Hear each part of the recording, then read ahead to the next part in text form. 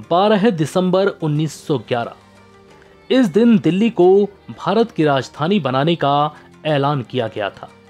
दिल्ली से पहले कलकत्ता भारत की राजधानी थी, जिसके बाद 13 फरवरी 1931 को दिल्ली को आधिकारिक तौर पर राजधानी घोषित किया गया। लेकिन क्या आपको पता है कि भारत की राजधानी कलकत्ता से नई दिल्ली कैसे बनी? वो भी तब जब नई दिल्ली को भारत की राजधानी बनाने का ऐलान किया गया था। उस वक्त दिल्ली बहुत पिछड़ी थी। मुंबई, कोलकाता और मद्रास, जो कि अब चेन्नई है, जैसे महानगर भी हर बात में दिल्ली से काफी आगे थे। यहां तक कि लखनऊ और हैदराबाद भी दिल्ली से बेहतर माने जाते थे। दिल्ली की महज 3% आबादी ही अंग्रेजी पढ़ पाती थी। बावजूद इसके दिल्ली को ही भारत की राजधानी क्यों चुना गया? आखिर ऐसा क्या हुआ?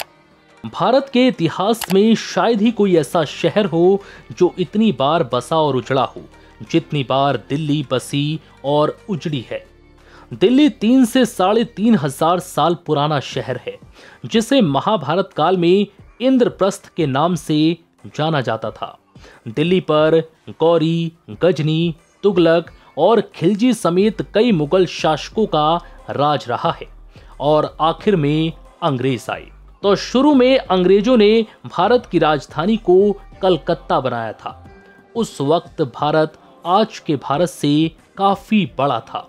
अंग्रेजों ने इसके बाद सोचा था कि इतने बड़े देश की राजधानी किसी कोने में नहीं होनी चाहिए, और कलकत्ता था भी बहुत किनारे पर, और दिल्ली भारत का सेंटर था जिसे आसानी से केंद्र बनाया जा सकता था, जिससे हर किसी को सुविधा भी मिल सके।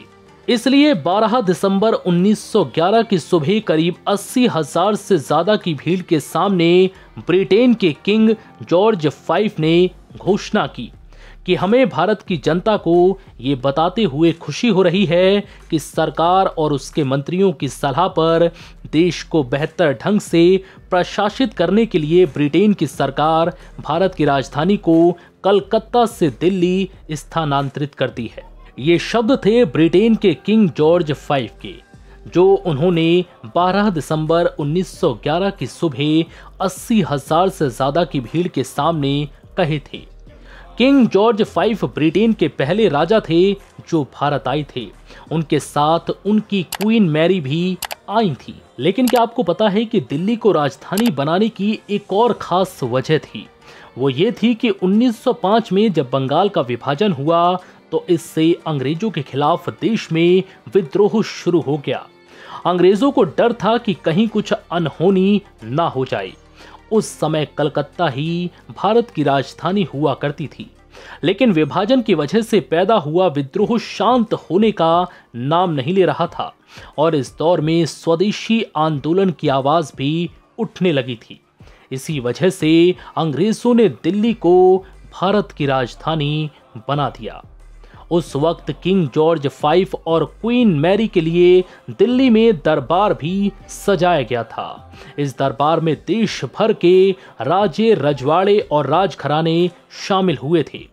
दरबार लगने से एक दिन पहले पूरी दिल्ली जगमगा उठी थी। कोई विरोध ना हो, इसके लिए गिरफ्तारियां भी हो रही थी। उस दिन छुट्टी भी घोषित हो गई। हर तरफ पुलिस की नाकाबंदी लगा दी गई। दरबार में जब किंग जॉर्ज V ने दिल्ली को राजधानी घोषित किया तो उस दिन सभी घरों को ऐसे सजाया गया जैसे मानो दिवाली हो। इस दिन को खास बनाने के लिए बिजली का भी खास इंतजाम किया गया था। अंग्रेज दिल्ली पर अपनी छाप छोड़ना चाहते थे और ऐसा उन्होंने किया भी। अंग्रेजों ने यहाँ वायसराय हाउस और नेशनल वॉर मेमोरियल जैसी इमारतें बनाई, जिन्हें आज हम राष्ट्रपति भवन और इंडिया गेट के नाम से जानते हैं। दिल्ली को डिजाइन करने का जिम्मा ब्रिटिश आर्किटेक्ट एडवर्ड लुटियंस और सर हर्बर्ट बेकर को मिला था। इनको 4 साल में पूरी दिल्ली को डिजाइन करना था, लेकिन इसमें लग गए 20 साल। 13 फरवरी 1931 को दिल्ली का राजधानी के रूप में उद्घाटन किया गया। दिल्ली के बारे में उस समय कहा जाता था कि कोई भी इस पर ज्यादा समय तक राज नहीं कर सकता, और ऐसा हुआ भी। दिल्ली को राजधानी घोषित करने के 36 साल के भीतर ही अंग्रेजों ने भारत छोड़ दिया और 15 अगस्त 1947 को भारत आजाद हो गया। आजादी के बाद दिल्ली को राजधानी घोषित किया गया।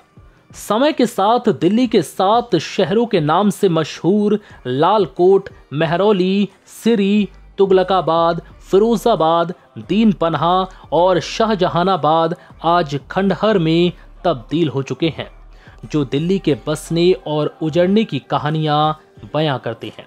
इन 7 शहरों के बाद 8वां शहर बनाया गया, जिसका नाम रखा गया नई दिल्ली। तो ये थी देश की राजधानी कलकत्ता से नई दिल्ली होने तक की कहानी। ये वीडियो आपको कैसा लगा हमें कमेंट करके जरूर बताएं। साथ ही अगर ये वीडियो आपको अच्छा लगा है तो इस वीडियो को लाइक करें, शेयर करें और हमारे चैनल दी राइट एनालिसिस को सब्सक्राइब जरूर करें।